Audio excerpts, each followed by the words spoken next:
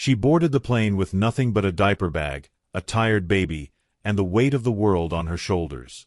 Exhausted, she dozed off on the shoulder of the man beside her, unaware he was one of the wealthiest CEOs in the country.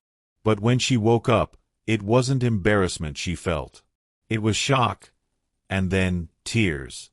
What happened next stunned everyone on board. Ella clutched her worn diaper bag with one hand and cradled her sleepy infant son, Leo, in the other.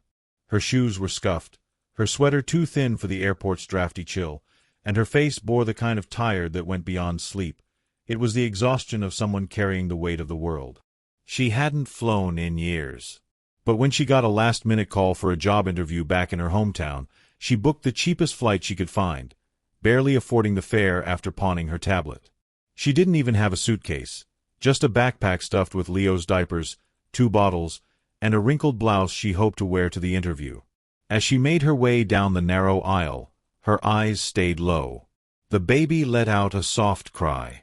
Passengers turned to look, some with curiosity, others with barely veiled annoyance. A man in a suit muttered under his breath. A woman in yoga pants gave a theatrical sigh. "Excuse me," Ella whispered, adjusting Leo and her bag as she slid into the middle seat between 2 strangers. She bounced her son gently, praying he wouldn't scream the whole flight. Her eyes flicked nervously between the indifferent man by the window and the woman on the aisle scrolling her phone. No one spoke. No one smiled. She sank into her seat, cheeks flushed, hoping to disappear. Leo finally calmed, his tiny fingers wrapping around hers. Ella leaned back with a shaky breath. If she could just make it through this flight, maybe, just maybe, tomorrow's interview could be their new beginning. But as the plane began to taxi, she had no idea that the man sitting behind her in first class, the one she hadn't even glanced at, was about to change her life forever. Ella could hardly believe her ears when the gate agent called her name and handed her a new boarding pass. "Ma'am, due to an overbooking error, we're moving you to first class. Right this way." Clutching Leo and her bag, she followed the attendant down the jet bridge in a daze. First class? There had to be a mistake. But the attendant simply smiled and opened the curtain, ushering her into the world of plush leather seats, real silverware, and people who didn't look like they struggled to afford a bus ticket, let alone a flight. Her assigned seat was 2B. The window seat beside her, 2A, was already occupied by a sharply dressed man in a dark tailored suit. He was tall, composed, with silver streaks at his temples and a quiet intensity about him. His laptop was open, fingers flying over the keyboard. He didn't look up as she settled in. Hi," Ella said nervously, trying to squeeze in without jostling Leo too much. "I'm sorry if my baby makes noise. We weren't supposed to be up here." The man gave her a brief glance, then a small, polite nod. "It's fine." His voice was calm but distant, and he turned back to his screen. Ella sank into her seat, her cheeks burning. She tucked a blanket over Leo, who had started to drift off, lulled by the plane's gentle hum. For the first time in hours, she exhaled. The man beside her, Mr. Grayson, though she didn't know his name yet, was deep in thought, reviewing a contract worth millions. He barely noticed the young mother beside him. To him, she was just a temporary neighbor in the sky. But the next few hours would reveal something more. Something neither of them expected. 3. Exhaustion takes over, 400 words. Ella tried her best to stay alert. She bounced Leo gently, whispering lullabies and watching every breath he took as he snuggled into her chest. The cabin lights dimmed, and the plane hummed steadily, but her body had other plans. She hadn't slept more than 3 hours in the last 2 days, balancing 2 part-time jobs, packing, and making sure Leo had enough formula and diapers for the trip. Now, in the calm and quiet of first class, surrounded by plush cushions and warm air, her eyelids began to grow heavy. She blinked hard and shifted in her seat, trying not to disturb Mr. Grayson beside her. He was still typing, expression unreadable, his mind clearly far from the cramped world of single mothers and crying infants. She didn't want to bother him. She didn't belong here, not really. But somewhere between Leo's soft coo and the drone of the engines, Ella drifted off. Her head gently tilted sideways and landed, unknowingly, on Mr. Grayson's shoulder. He paused. For a brief second, his fingers hovered above his keyboard, unsure. He glanced down. There she was, sound asleep, her body curved protectively around her baby, cheeks sunken from fatigue, mouth slightly open in slumber. Her son, Leo, was curled peacefully against her, his tiny fingers clutching her sleeve. Something shifted in Mr. Grayson's usually impenetrable expression. He didn't move. He didn't shrug her off.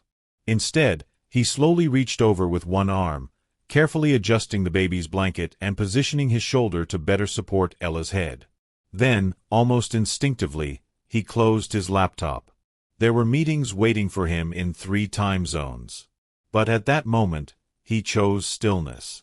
A nearby flight attendant noticed and softly smiled. Mr. Grayson met her gaze and simply nodded. Ella slept for the first time in what felt like years, unaware that she just leaned on the most unexpected form of comfort. And the man beside her, powerful, precise, and known for never mixing emotion with business, didn't mind one bit. 4. Waking up shocked, 400 words. Ella stirred, disoriented by the warmth against her cheek and the silence around her. The soft hum of the plane filled her ears as she slowly opened her eyes, then froze. Her head was resting on the shoulder of the very man she had hoped to avoid bothering. She jerked upright. "Oh my God, I'm so sorry," she gasped, her voice trembling with embarrassment. "I didn't mean to. I must have fallen asleep. I'm so sorry." Leo shifted in her arms, still asleep, undisturbed by her sudden movement. Mr. Grayson looked over at her with an amused but kind expression. His tailored blazer was slightly wrinkled from where she had leaned, but he didn't seem to mind. "You and your son needed the rest," he said calmly, "more than I needed my shoulder." Ella blinked, stunned. She expected coldness, maybe even a complaint. Instead, he had offered grace. I didn't mean to intrude. It's just been a rough couple of days," she said quietly, still clutching Leo protectively. Mr. Grayson nodded, folding his hands on his lap. "You flying home?" She hesitated, unsure how much to share. But something in his eyes told her he wasn't asking out of politeness. He was genuinely curious. "I'm going back to Chicago," she said softly. "Job interview. Just got laid off last month. My savings ran out. My mom's watching my daughter, Leo's twin, so I could try for something better." His brow lifted slightly. "Twins? That's a lot." She laughed nervously. "Tell me about it." For the next 20 minutes, Ella told him about her life, working nights at a diner, picking up freelance bookkeeping gigs, raising 2 kids alone after their father left. She spoke without dramatics, just honesty. Mr. Grayson didn't interrupt once. When she finished, there was a moment of quiet. "You're impressive," he finally said. Ella blinked again, unsure whether to smile or cry. Not long ago, she'd felt like the world didn't see her at all. But now, in the unexpected comfort of a stranger's seat, something had shifted. And it wasn't just her perspective, it was his, too. 5. A conversation that changes everything. 400 words. The flight hummed steadily at 30,000 feet, but inside that quiet first-class cabin, a different kind of journey was unfolding. Ella, still clutching and now sleeping Leo, found herself speaking more freely than she had in months. There was something about Mr. Grayson. His silence wasn't cold or distant. It was patient. Listening.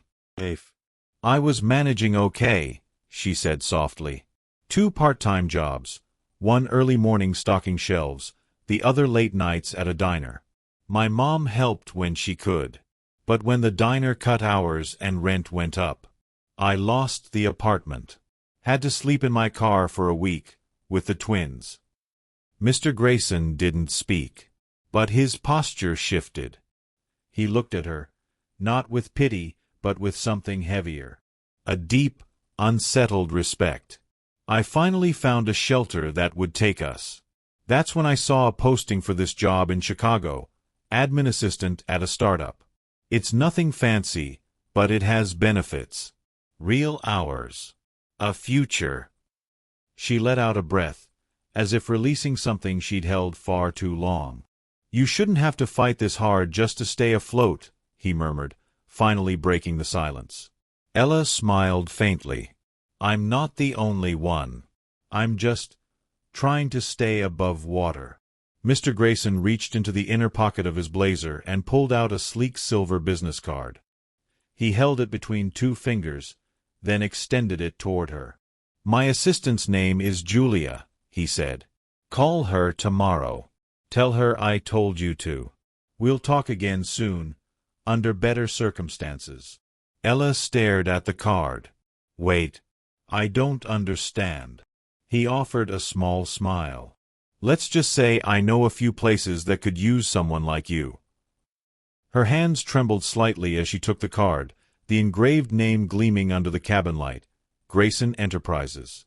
Thank you, she whispered. For what? He asked. For seeing me, she replied. He nodded once, firmly. The world needs more people like you, Ella. It just doesn't know it yet. As the plane began its descent, she clutched the card tightly, realizing this wasn't just a gesture. It was a door. And maybe, just maybe, her life was about to change. 6. The mysterious offer, 350 words. Ella stood outside the glass tower that bore the name Grayson Enterprises in polished silver letters. Leo shifted in her arms, his small hand gripping her hoodie. She still wasn't sure why she came. After staring at the business card for hours, debating whether it was a cruel joke or a miracle, she finally called. Julia, the assistant, had answered with surprising kindness and invited her for a meeting. No details. Just, Mr. Grayson is expecting you.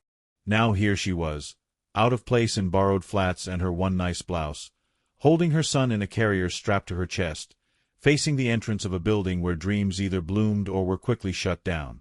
Inside, the lobby gleamed with quiet luxury. Marble floors, soft lighting, and a receptionist who smiled genuinely when Ella gave her name. Right on time. Please, take a seat. Would you like coffee or tea? Ella blinked. Coffee would be great. Thank you. A few minutes later, she was sipping a warm latte in a plush armchair, Leo tucked against her, staring wide-eyed at the water feature in the corner. She tried to steady her nerves. Was this about a job? A handout? She wasn't here for charity. She just didn't want to be invisible anymore. Then Julia appeared, a friendly woman in a navy blazer with a warm presence. Ella, Mr. Grayson will see you now. Ella rose, heart pounding. She followed Julia down a hallway lined with success stories, photos of scholarship recipients, innovation awards, and smiling employees. She paused slightly at one photo of a young single mother shaking hands with Mr. Grayson. Julia caught her glance and whispered, "He believes in second chances." Ella swallowed hard. As she stepped into the executive suite, she wasn't sure what was coming next. But for the first time in a long time, she felt something more powerful than fear. Hope. 7.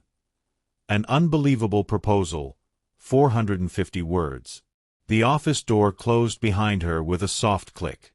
Ella stood awkwardly in the expansive room, taking in the floor-to-ceiling windows, the shelves lined with books and photos, and the desk that looked more like it belonged in a museum than a workplace.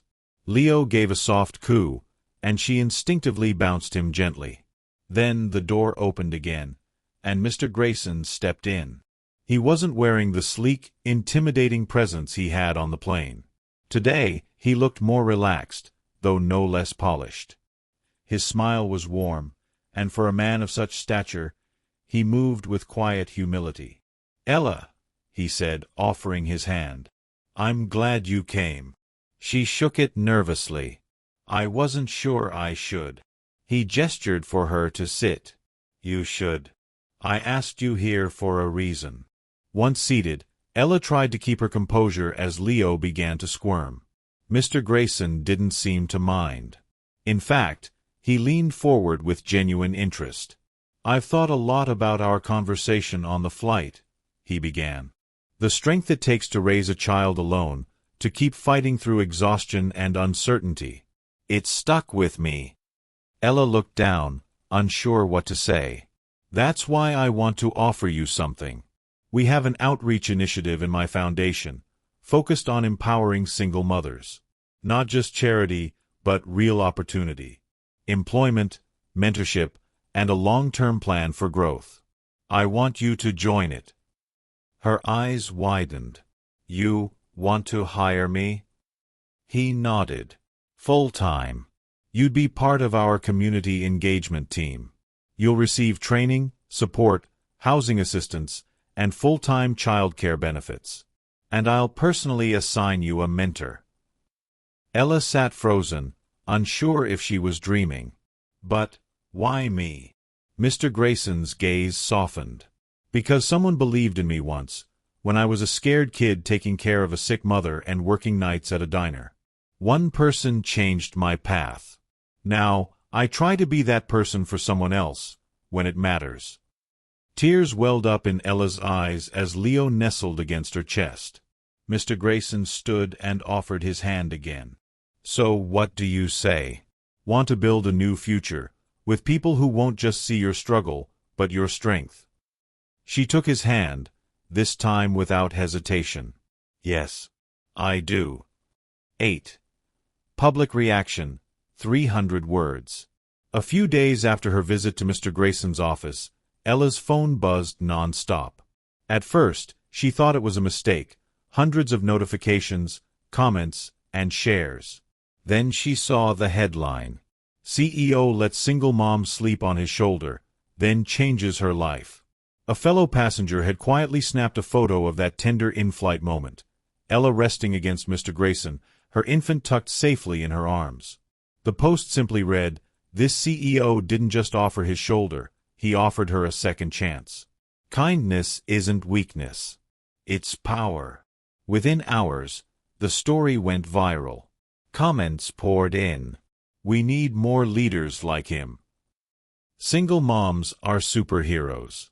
Thank you, Mr. Grayson. This restored my faith in humanity." Major news outlets picked it up. Interviews were requested, hashtags trended, and think pieces emerged about corporate empathy and human-first leadership. People debated how much more powerful the world could be if compassion sat at the boardroom table. Mr. Grayson declined most media requests, simply saying, it wasn't about a headline. It was about doing the right thing. Ella, now adjusting to her new job and steady life, agreed to one short interview. In it, she said, "I thought no one saw me. But someone did. And it changed everything, not just for me, but for my son." What began as a flight of desperation turned into a journey of transformation, captured in one viral post, and powered by a moment of quiet, human grace. 9. Ella's new life, 300 words. Months have passed since that life-changing flight, and everything about Ella's world has shifted. Gone are the sleepless nights wondering how to pay for diapers or whether she'd be evicted. Now, Ella walks confidently through the halls of the Grayson Foundation, holding a planner, a purpose, and her head high. She coordinates outreach programs for single mothers, offering them job training, mental health resources, and safe housing, tools she once desperately needed herself. Her son Leo is thriving. He giggles freely at the on-site daycare, where staff greet him like family. He's surrounded by books, colors, and care, a far cry from the uncertain days when Ella had to strap him to her back and take the night shift at a diner just to survive. What's most remarkable is how Ella has become a source of strength for others. Women come to her broken, afraid, just as she once was, and she meets them with empathy, experience, and fierce advocacy. She's not just helping them navigate hardship, she's guiding them toward a future they thought was out of reach. Mr. Grayson keeps a respectful distance from the spotlight. He checks in occasionally, offering advice and quiet encouragement, but never taking credit.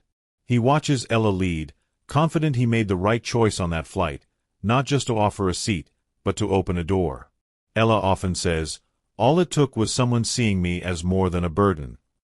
Now, she sees others the same way. She's not just surviving. She's leading a movement, one grounded in grace, grit, and the belief that no one's story should end in struggle. 10. Closing message. It only takes one kind shoulder, 250 words. Voiceover begins as the camera gently follows Ella and Leo walking hand in hand through a sunlit park. Sometimes, the richest people are those who know what it's like to have nothing. They carry with them a strength forged in struggle, and a heart that understands the power of kindness. The scene shifts to a close-up of Ella's face, peaceful and determined, as Leo laughs nearby. And sometimes, the softest place to land isn't a grand gesture or a golden opportunity. It's a stranger's shoulder, offered without hesitation or judgment. The camera lingers on the quiet support Mr. Grayson gave, his simple act that changed everything. It only takes one kind shoulder to catch a falling soul. One moment of compassion can rewrite a life story, open a door to hope, and inspire a future that once seemed impossible. As Ella and Leo continue walking, surrounded by other families and children playing, the voiceover concludes. Ella's journey reminds us all that sometimes, the greatest gifts are found not in wealth or status, but in humanity. And that when we choose empathy, we don't just change one life, we change the world. The screen slowly fades to black. Soft instrumental music plays, leaving the viewer inspired and hopeful.